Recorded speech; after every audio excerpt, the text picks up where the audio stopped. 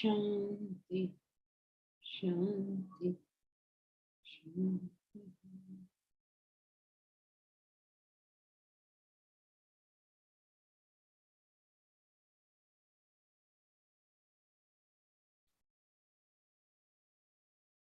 We had started studying the next subtopic, the fourth state. In the previous subtopic, we learned that there are 3 states. Matter of fact, each one of us goes through 3 states of consciousness. It's just drawing our attention to something that we already know. We already know that we go through 3 states of consciousness. That's not debatable. And in all 3 states of consciousness, we have a different understanding of ourselves. So this is a fact that we know.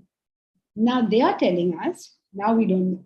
Now they're telling us that there is a 4th state of consciousness. So does it mean that that is something different from these 3 states of consciousness? No, it pervades the 3 states of consciousness. When it says 4th, it's only indicating to us that there is something different here besides what we perceive. That's all that it's trying to say. It's not saying that here are 3 states and one day we will know the 4th. It's not saying that. Right here, right now is the 4th. A very important thing for us to understand. Why is this an important thing for us to understand?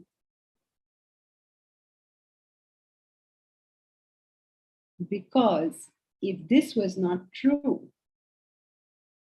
the 4th state would lose the test of reality. Remember, what's the test of reality? What's the test of reality?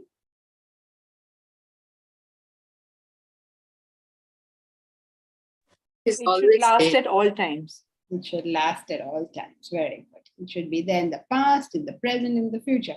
So if you say we are going to reach the 4th state, that it is something different which we have yet to achieve, then it will fail the test of reality. So be very clear right from the beginning that it is with us right now. It's not something to gain, it's there. So when we are calling it the 4th, we're calling it the 4th only for ease of communication, to say that there's something here besides what we can perceive. Okay, I hope that much is clear.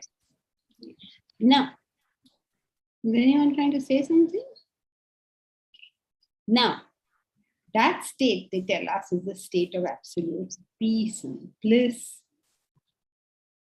The reason we don't have that peace and bliss is because we don't know that state. That's what they try to tell us. So far, so good, everyone. Anyone has a question, or shall we proceed? Okay, then let's proceed.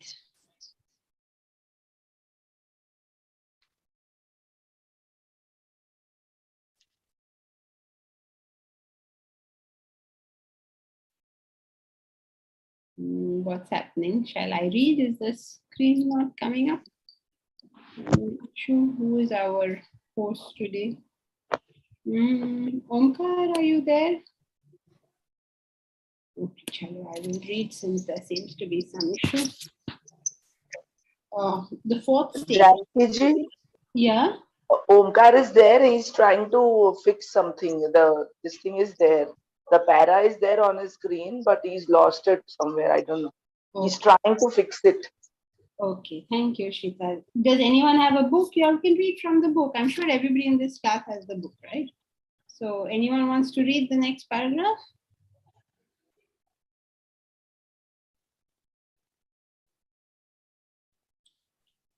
Don't be so frightened. It's fine to read. Sanjay, would you like to? Are you reading, Shilpa? Go ahead. The fourth state, in the waking, dream, and deep sleep. Sorry. The paragraph is the pressure that a human being experiences.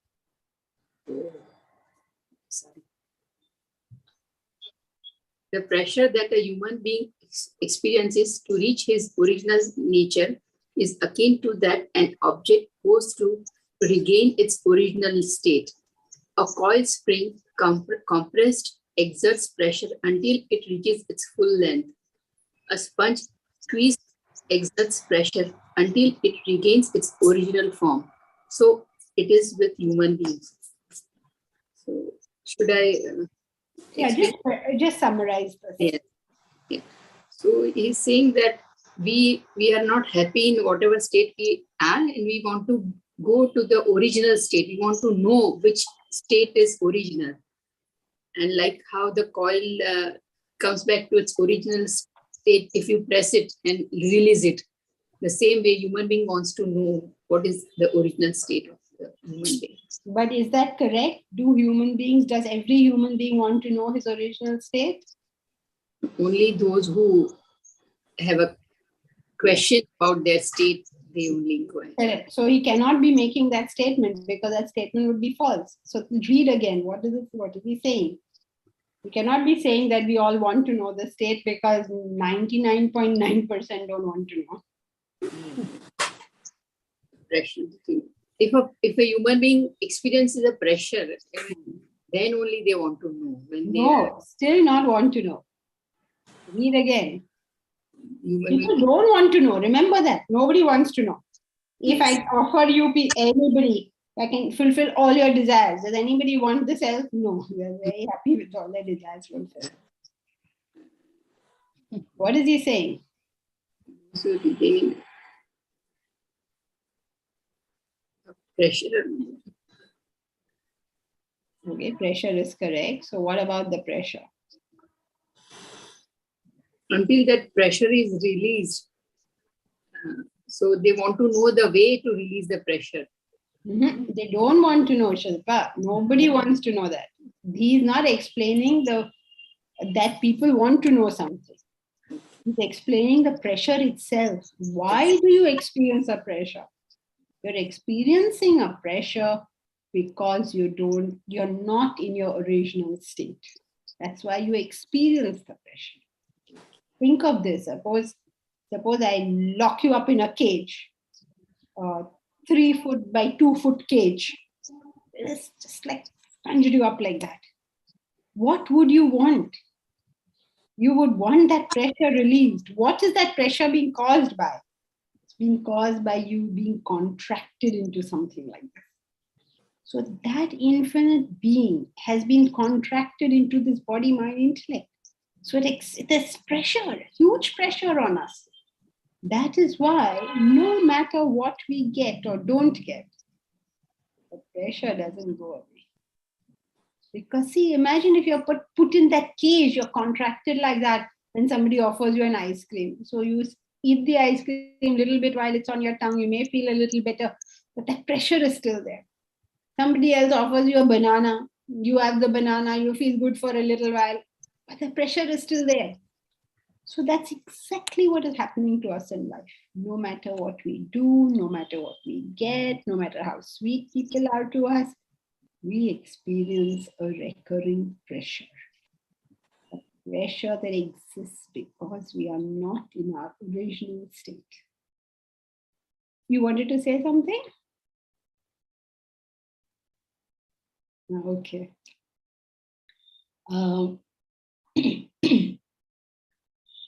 So what are the facts?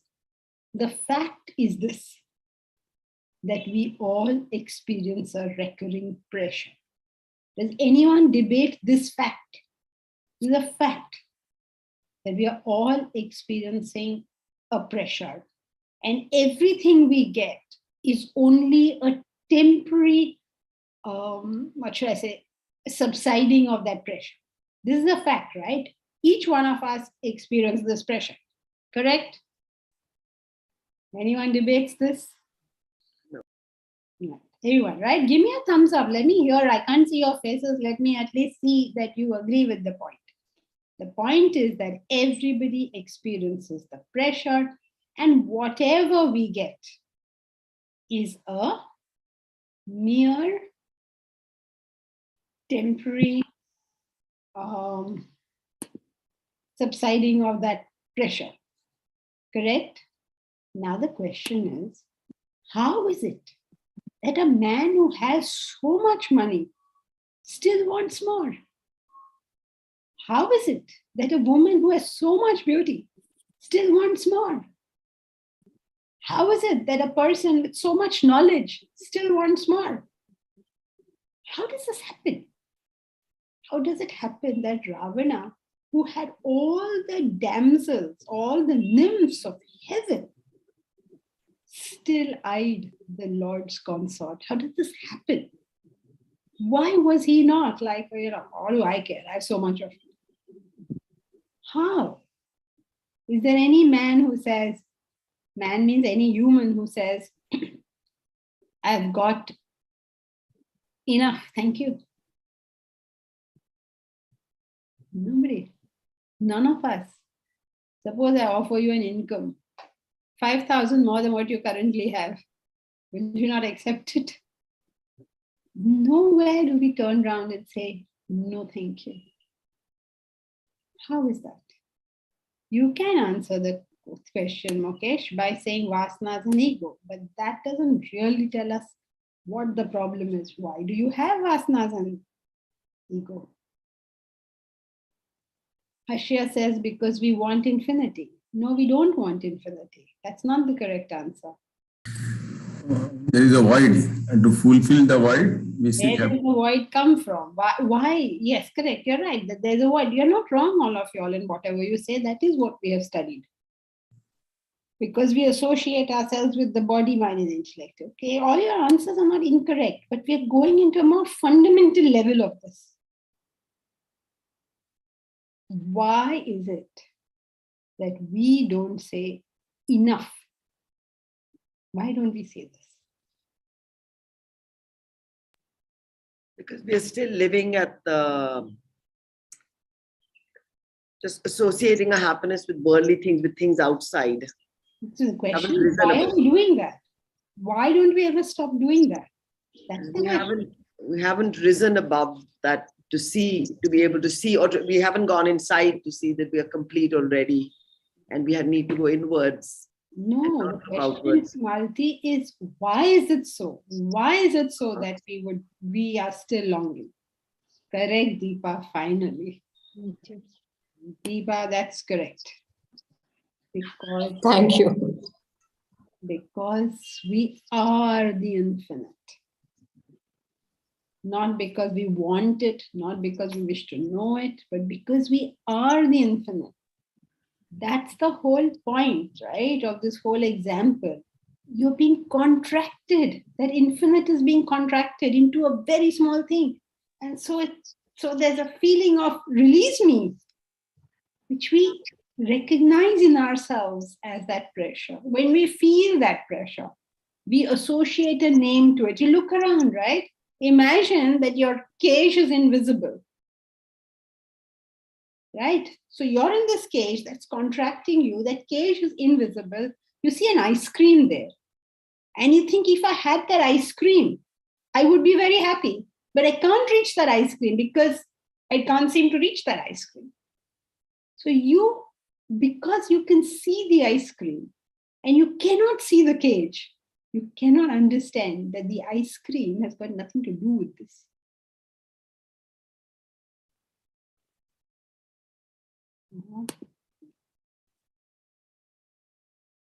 Oh.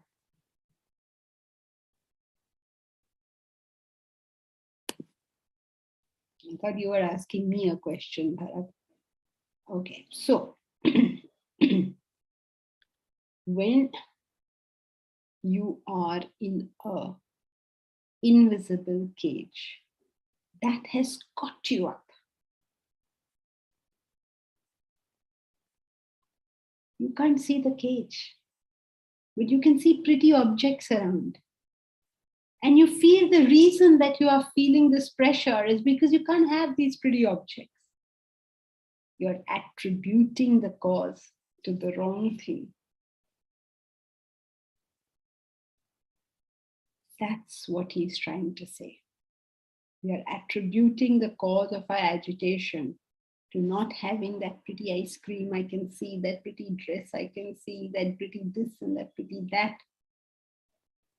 And attributing the pressure to that. Instead of attributing that pressure to the false, to the invisible cage. And when we attribute that pressure to the invisible cage, the greatest advantage of that will be what?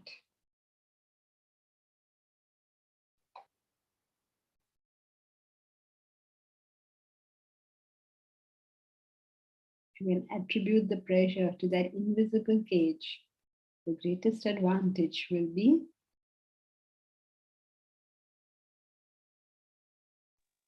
Correct association of cause and effect. that you will know what to do about it. Today, though we are working at many solutions, correct, Asha, you will know what to do about it. The problem is that we are not attributing the right cause. We don't know why we are feeling pressurized. And the reason we don't know why we are feeling pressurized is because we don't stop to think. Why don't we stop to think? Because there's so many attractive things in front of our eyes. Where's the time to think? Isn't it? I have to get lunch ready. I have to get dinner ready. I have to get a job. I have to get my scholarship. I have to get my degree. I have to get my certificate. I have to get my partner. I have to get a child. I have to get this. So many attractive things. In the Bhagavad Gita, it says, bewildered by many a fancy. It's literally human beings are bewildered by many a fancy. Their intellect is tossed. It can no longer think. It cannot step back and say, why am I dissatisfied? Why am I feeling pressurized? Why don't I feel complete and whole? I don't ask that question. Why not? Because I can't think. Why can't I think? Because my eyes are seeing these attractive things, my ears are hearing these attractive things, my nose, my tongue, my skin is all making these demands. So I'm caught up trying to fulfill that foolishly, childishly, ignorantly, instead of simply taking a deep breath, a step back and saying, can I look at the whole picture and understand what is going on over here? Can I look at anybody who has achieved whatever it is I think I want? And is that man happy? Has that man found enough? Is that man satisfied with knowledge? Isn't it an important question to ask ourselves? Suppose I want a child. Should I not ask myself, let me look at the people with children. Are they much happier than me? Suppose I want to be Bill Gates. Should I not look at Bill Gates and say, is he happier than me?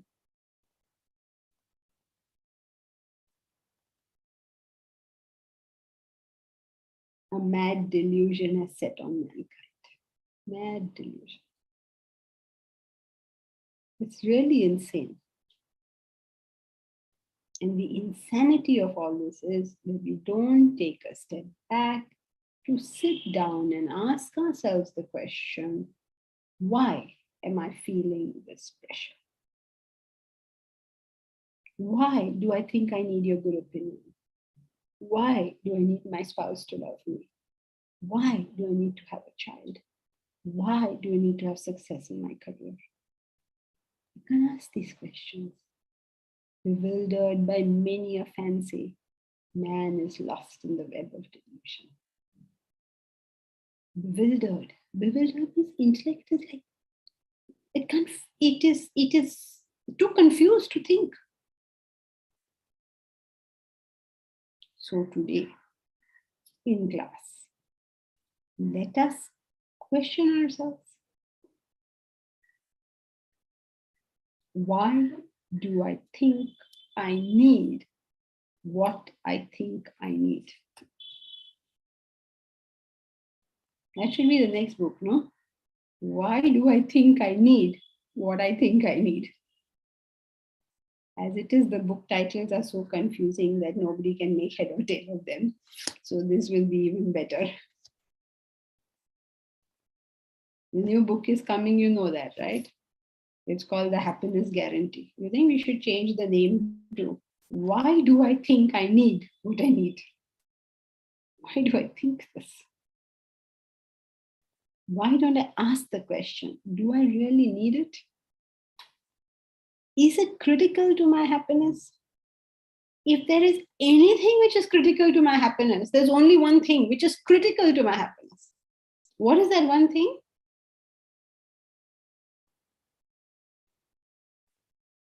Fourth state.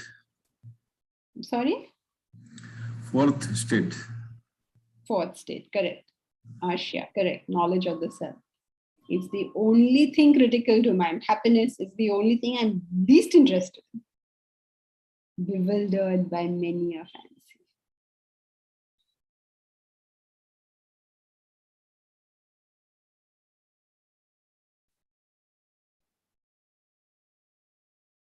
So,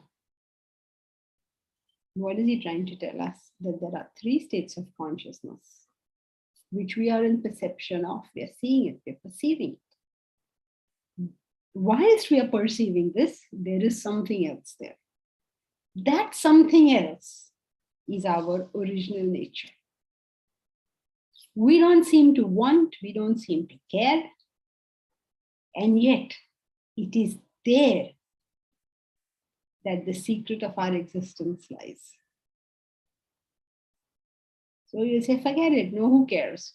You can't say who cares, because until you know the self, you will feel pressured. Every single one of us are going to feel pressured because that infinite has been contracted into the small body, mind, and intellect. How will it stay? Can't. It'll always feel this pressure, it'll always feel this restlessness, it'll always feel that things are not all right. No matter what happens, no matter what we get. Very often we will lie to ourselves and pretend everything is okay. And if everything generally is okay in our lives, we'll be able to swallow our own lie until one piece moves, and then there's chaos again. So, the pressure that a human being experiences to reach his original nature is akin to that of an object that goes through, that an object goes through to regain its original nature. The coiled spring has been pressed down. So there's pressure, there's pressure, there's pressure. And until you release that pressure won't go, you can put ribbons on that coil, you can oil the coil, you can do any amount of things, but the pressure will not go until it regains its original nature. Not just the coil, every single object. If I take this book and I press it down, there is pressure. Everything wants to be itself. Everything wants to be in its original state. Let us recognize, today at least let us recognize that all my pressure comes out of not being in my original state. Not being myself. Okay, so far so good. Shall we go to the next paragraph? Does anyone have a question? Good morning, Janki ji. Good morning. Good morning. Just a question on you mentioning about the pressure, and if you reflect back on our forefathers, you sometimes hear them or they tell you, "Oh, life was much better. We were more peaceful, happy." How does this reflect on this life, modern life now? Is it because they had less to look around, less bewildering things? That's obviously one thing, that now our development has taken place so much, and we have so many more options that we are fortunate that we experience the pressure more. Because when we experience the pressure, at least somebody will ask, why is the pressure there? I have so many options. That's great. So what am I pressurized about? So the happiness that comes because of non-exposure to things is not the happiness we're looking for. Right. So were they happier or not? It's so difficult really for us to say. But one thing is more clear. We cannot claim to be happy. That much is clear, right? Yes. We may be as happy or less happy. But definitely, I think almost everybody agrees that we are no happier. Nobody claims that we are any happier. So that should actually make us also think. They lived a life where their amenities and facilities were so few. We live a life which is like amazing. It's like a miracle. I mean, you and I talking to each other, you're in London and in Mumbai, they're talking to each other. Like a miracle, right? Mm-hmm. So they didn't have any such thing. If they were in the field and they had to talk to a person at home, they couldn't even do that much. They could only talk to the person proportional to the pitch of their voice. If they were able to scream loudly, they could speak further away or not. And with all that we have, how can we not be any happier? How is this even possible? We want more. Sorry? We want more. Yeah, because the pressure, you're not in your original nature. You can get anything more. You can get the world. The pressure will not reduce. That's what he's trying to say. So the fact that we are no happier than those people with so much more should give us pause, right? How is this possible? And today I am saying I want something more. Having got so much, I've done no better. What more am I going to achieve now? Is contentment part of this feeling of happiness? I mean, obviously, if you're content, you don't want anymore. You're fine. So does contentment play a part in this, or is it a different entity? These are just different words for happiness. It's like contentment, Right. happiness, satiation, joy, cheer. They're just different words, synonyms for happiness. The question is, how come you don't have it? That's the question. Why am I not content? Why am I not happy? Okay. So you say, Thank be you. happy. So that doesn't make sense. We go around telling everybody, be happy. How does that make sense? You can't instruct a person to be happy. You want to instruct nowadays, we say, enjoy. Isn't there a greeting in Greece, be happy? There's a Greek greeting like that, no? Be Yeah. happy. I mean, you're wishing the person well when you say be happy, obviously. But you can't tell a person, suppose I'm feeling crying because my husband said something rude to me and you come and tell me, be happy. How do I become happy? Not possible. So the point here is, we are not telling people be happy. What we are doing is getting together and trying to think about why are we not happy? What causes there not to be happy? What is causing the pressure? And the great sages of the past came up with this idea that the pressure is only caused because we don't know our original nature. That's the only reason why. And when you hear that, there is a ring of truth to it, isn't it? Because any other cause you attribute to it, it just seems, well, somewhat true. Say, I'm not happy because I'm not healthy. Yeah, sounds like somewhat true, right? I'm not happy because I don't have enough money. Sounds somewhat true. Any other cause sounds somewhat true. But when you think about this cause, the absence of the knowledge of your original nature, suddenly it's like a jackpot. All the pieces, when you hit the jackpot and you go click, click, click, click, click, you hear everything, all the pieces falling in place. You say, yeah, no matter what, this holds true in all conditions. The man who claims to be unhealthy, to not have enough money, to not have enough job or spouse or appreciation or whatever, it all comes into that basket. And it begins to become clear that there can be only one cause for this, nothing else. How do you know this for sure? How do you know this for sure, that this can be only one cause? Cannot be any other cause. How do you know this for sure? Anyone? Because all others only satisfy you temporarily. Correct. But yeah, so that proves that the others are not the cause. But how do you know this is the cause? We know that the others are only somewhat true. Why? Because it gives us a temporary feeling of well-being. So that is somewhat true. That's okay.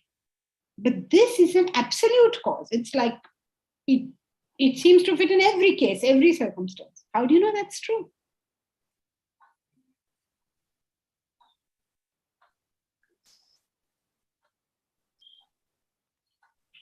Because when we see realized person, they are very happy.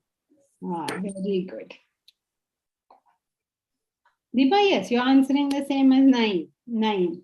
But correct, Shilpa. Because the only people who even claim happiness, just a claim of happiness, universally across all space and all times, are only those who have found their original nature. They say, I am fully happy. I want nothing else. Only ones who say that. They are a handful, no doubt. They are very few, but every culture seems to have them. All across the globe. India especially blessed because we seem to have somebody like that every 25 years. But across the globe, across time, across eons, there are people who have said the same thing. In the Christian tradition, there is the saint, Saint Alicia, who is supposed to have gone all around the world. And only when she came back, a small voice inside of her said, I am here, Alicia. I am here. In the Jewish tradition, Moses has said, I am that I am. Moses has said means he says, the Lord said, I am that I am. Everywhere, all over. Kshetragnyam chapimam vidhi sarva kshetreshu bharata. Know me as the enlivening principle in all kshetras. O Bharata, O Arjuna, said Krishna in the Gita. I am closer to you than the neck of your camel, said Muhammad. The Sufi tradition says, Anal Haq, I am God. Anal Haq. Say it with pride. For you are that. Your pride should be in the Lord, not in the body, mind, and intellect. Not in the cage, but in your original nature. That is why Shanmukha, Shanmukha, he is the son of Shiva. He is shown to be riding a peacock. Now, what is a peacock? The peacock means somebody, it's vanity, right? That's what the peacock represents. So that peacock is blue, represents being vain. So, what is that image trying to tell us? Let us have pride in the fact. If we have to have vanity, let us have it about being the infinite, about being blue. So, excuse me. Remember where we were, right? How do we know that this is true? We know that the other explanations are only somewhat true. They give you a temporary sort of relaxation. But then how do you know that this one is true? That the reason we feel the pressure is because we don't know our original nature. How do you know that's true? You know it's true because the only people who have not experienced pressure are those who have realized the self. You see a Buddha, right?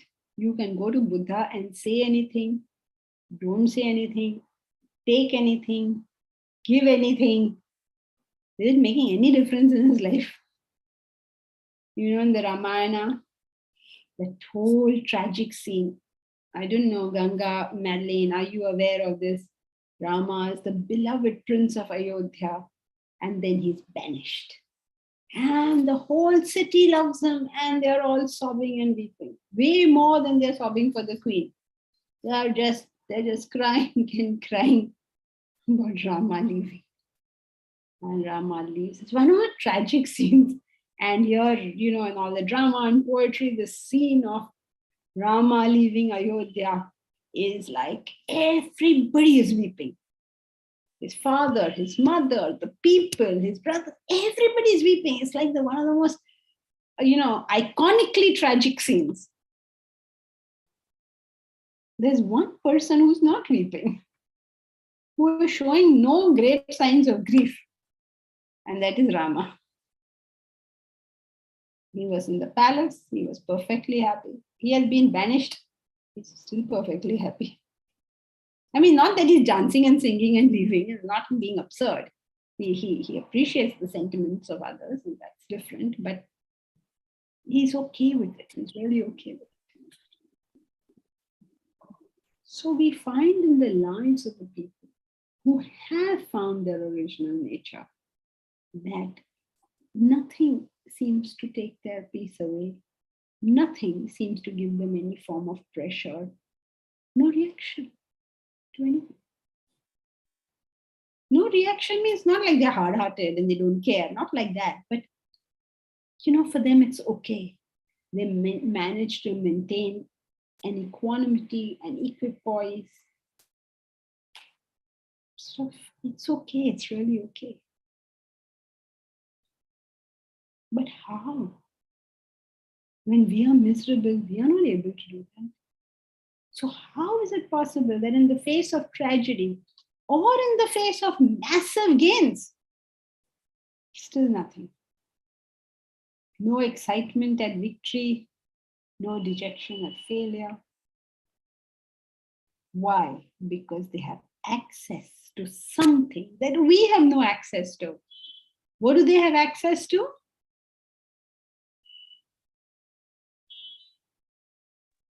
The self. Their original being.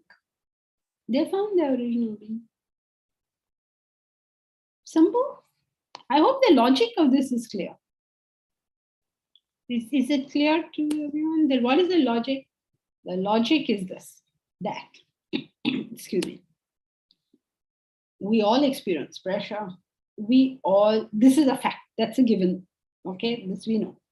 This pressure that we experience, these agitations, temporarily seem to come down every now and then. And then they're back. So what is the real reason for these agitations?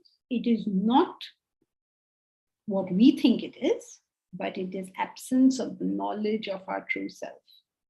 That infinite being constricted in this body, mind, intellect is seeking release.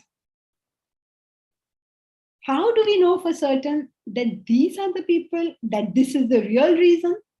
We know that this is the real reason because those people who have found their original self seem to continue to be happy no matter what.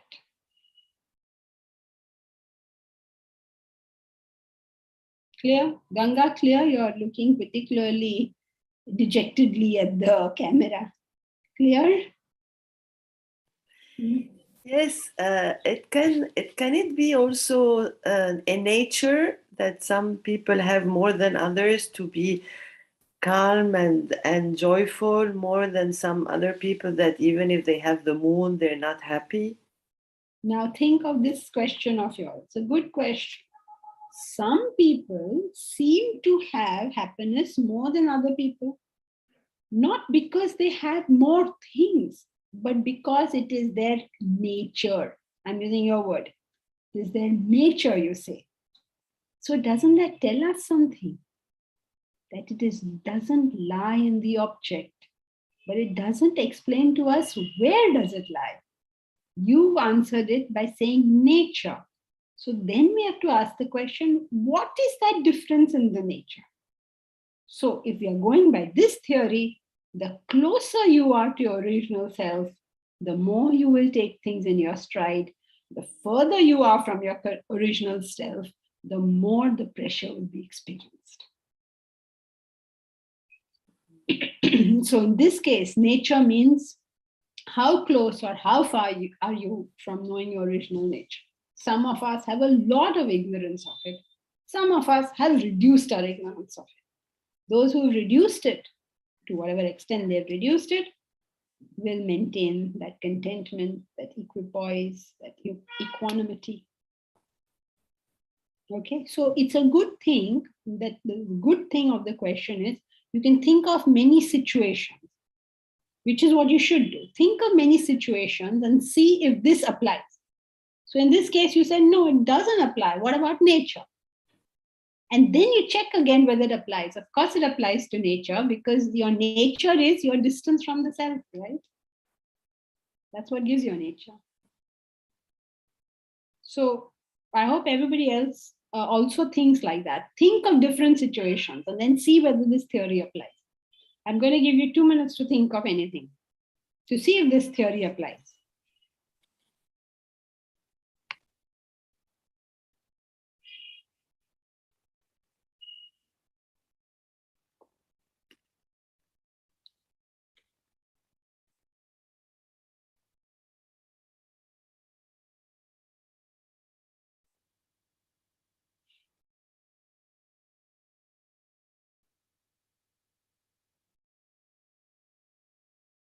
Think of any situation of happiness and sorrow and see if this theory applies.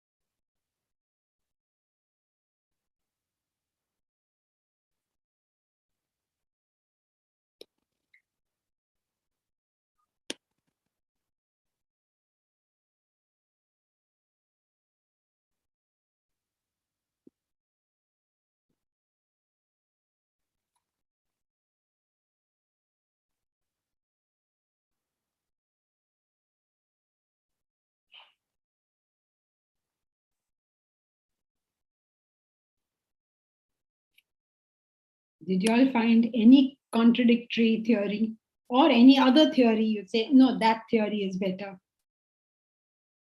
A theory, has to be true in all cases at all times. I'll give you an easy one. an alternate theory. Mukesh had said it in the beginning. What about vasanas and ego? Why can't we answer it with vasanas and ego? Or desires? We said that all this time. So now why suddenly you want to go to original nature?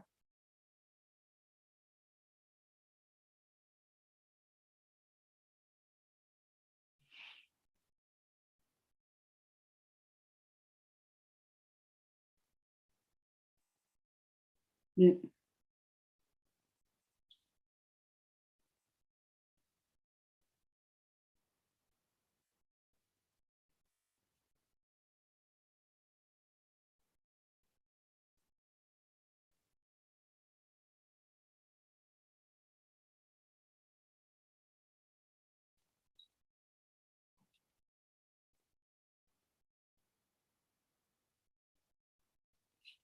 Madeline, vasanas are changing all the time. The self is a stable reference point. You can say that, Madeline, or you can say vasanas and the self, it's the same theory because vasanas are inversely proportional to the knowledge of the self. Another word for vasanas. Can anyone give me an apt synonym for vasanas in this context? Ignorance. Finish it. Ignorance of the self. Ignorance of the self. Very good, Deepa. Another word for vasanas is ignorance of the self. So these theories are not different. It's the same theory. To the extent you don't know the self, it is called vasanas. So it's not an alternate theory. It's the same theory. Vasanas means ignorance of the self. Why do you have agitations? Because of vasanas. What are vasanas? Ignorance of the self. When will you not have ignorance? When will you not have agitations? When you have knowledge of the self. It's the same theory. It's all different thing. Is that clear to everybody? Because you shouldn't think that every day in class we are coming up with new theories. Okay, the same theory. There's only one cause, and that is the ignorance of the self, which causes that pressure within, and we don't recognize the pressure as coming from the ignorance of the self, so we attribute it to the achievement of all these various things, whatever we think we need. I hope that's clear. Bharat, only people who seem to be relatively free of pressure. Okay, the only people who seem to be relatively free of pressure are those on the spiritual path, is more relatable than observations of perfected souls who are God knows how far ahead of us. Okay, but Bharat, in a philosophy classroom, we don't have the luxury of relatable and non-relatable. I know, in a public arena, we have to think of such things, but in a philosophy classroom, we have to get to the facts. People may relate to the facts or not relate to the facts. That's their business. In a philosophy classroom, we deal with facts. And what are facts have to hold universally true. So what you're saying is a relative understanding of it, which was covered in Ganga's question. But let us all train ourselves to deal with facts rather than anything else. Deepa, when we are spiritually inclined, we tend to become calm, so that's going to the self. Unfortunately, Deepa, that is so not true. When we are spiritually, no, not at all. Because spiritual inclination and spiritual effort are two completely different things. Bhakti, karma, jnana is spiritual inclination, and that makes us calm. No, that's spiritual effort. Okay. Spiritual inclination means I like spiritual things. Like so many people like health, they all talk about it all the time. This food is this nutrition, that nutrition. How many actually go to the gym or actually go eat the right food? There's a world of difference between the spiritual inclination. We are all of us in this classroom spiritually inclined. Means we like it. Yeah. Now, how many of us are putting in the work? Okay, got it. Yeah. Yeah. So If you put in the work, then you go close to the self, then you become happy. Otherwise, entertaining yourself with spirituality is always the easiest, best thing in this world. कुछ काम नहीं करो और बड़ी बड़ी बातें बोलते रहो. That's easy. That means don't do any work and talk big. That is the easiest thing always in this world. And you'll see that, right? You'll just see it. Many people use spirituality as a way of avoiding work. It's really sad. Okay, so is there anything else here? Okay. So is it clear? Anybody has a question up to this point? Yeah, I have a question. Yes, go ahead. This is somewhat in relation to Bharat's question. So I was just thinking, I was happy in India till I went abroad and saw the world could be so much better. Same way, I was happy till I discovered that there is something beyond my day-to-day life, like spirituality and stuff. So is that, so my point is that those on the spiritual path are in fact unhappier because they know that there is something beyond that. Is that correct? This is the same thing as Deepa's. So when you go abroad, you went to Greece and you loved Greece, which is a fact. Madeline, Omkar is in love with Greece. So he went to Greece, he loved Greece. Now, when you are happy in India because you haven't seen Greece, yes, this is called tamas. When you see Greece, see how much better it is, and are still happy in India, this is called sattva. That means the improvement in external conditions, or its deprovement, either way, is not affecting your equanimity. That is called sattva. Now, what happens in the state of rajas is you see something better, so you begin to want it. As long as you stay in this state, you will be agitated. Whether it is materially better off or spiritually well off. These agitations will start coming down when we start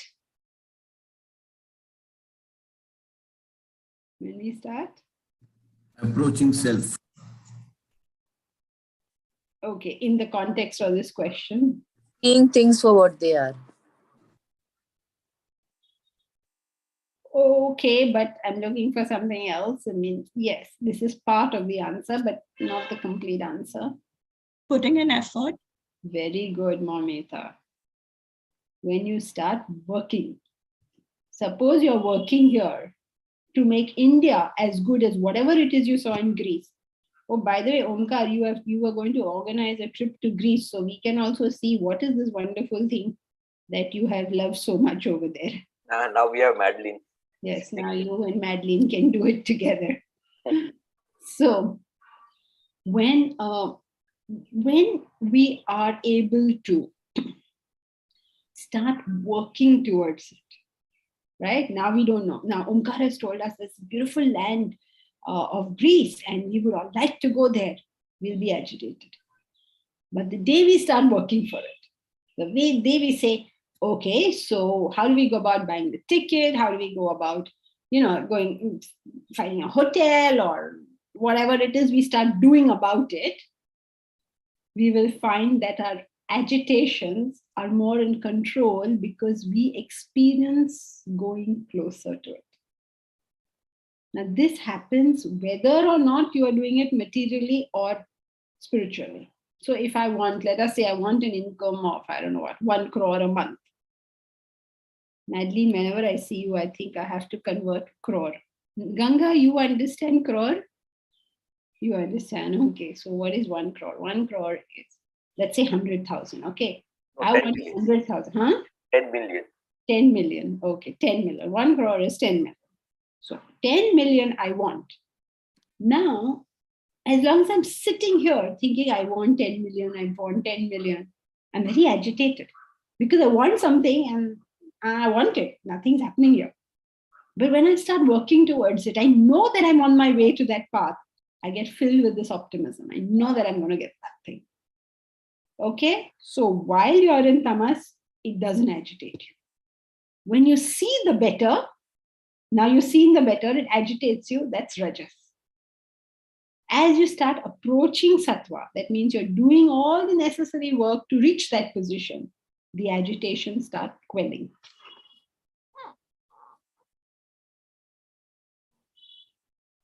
Thank you. Okay. Yes. Janki ji, how can you say while in tamas it doesn't agitate? Because many times I want to do a good painting and I don't move myself from where I'm sitting. So that agitates me. That is tamas, right? Yeah. This is tamas in terms of you not doing anything. Yeah. We're talking about tamas, rajas, sattva in terms of the knowledge now. You know you can conceive a better painting. That is why it's agitating. It's not agitating me that I'm not making a better painting. Because my knowledge there is tamasic. I've got no... Okay. Yeah, got it.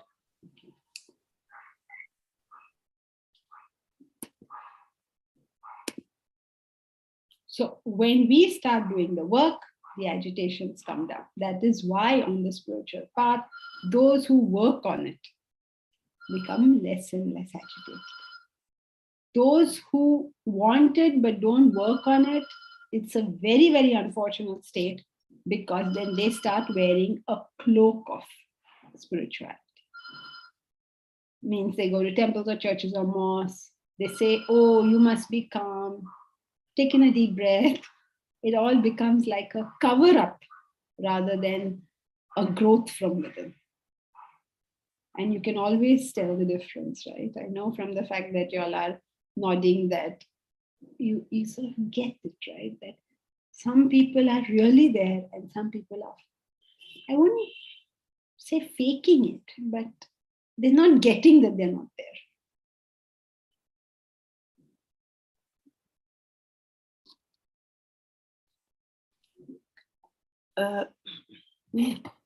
One more thing.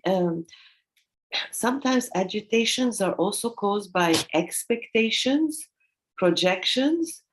You want to enroll in a course of Vedanta and you expect and you project rather than just coming with no expectation, so like a kind of clear mind so that your intake would be, not with deception or delusion, just coming neutral, sort of.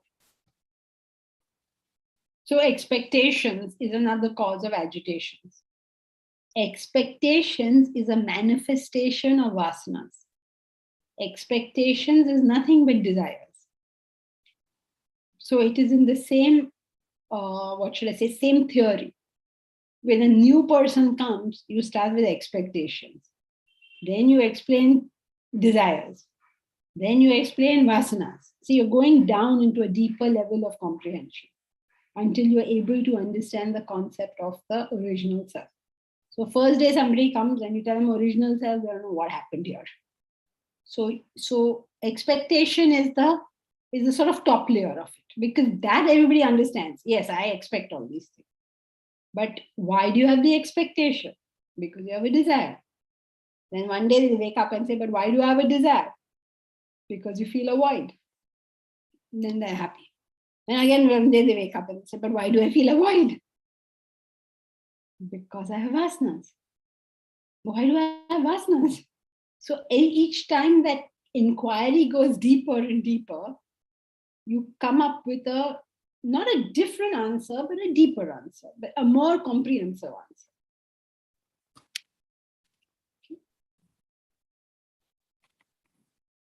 So would we do the next paragraph, or does anyone have a question? We are about to enter epistemology. As you can imagine, it's a very interesting topic because it questions how we know things. How do we even know anything? The question is, we start our life by saying, it is so. A philosopher starts his or her life by saying, Is it really so? Okay, so if you ask a student, so what does the student want? So the student may say, I want a job with Google or Microsoft or something, right? These are the non-philosophers. There are some people who say, does it make sense to have a job with Google? This is the beginning of philosophy. When you're a non-philosopher, you're just very attracted by things. And then you set off in chase of those things, whatever that thing be. But a philosopher stops to ask the question, is it worthy of my chase? Should I be getting it? Does it make sense? In college, everybody is going for a party and you're not invited to that party. It breaks your heart. So where is your knowledge starting from? There is a party, I'm not invited to the party, I'm miserable. The philosopher says, there is a party. Do I need to go to that party? Is there any point in it at all? And my answer may be yes or my answer may be no. The answer is not important. The question is important. That's what makes you a philosopher. Okay, so that's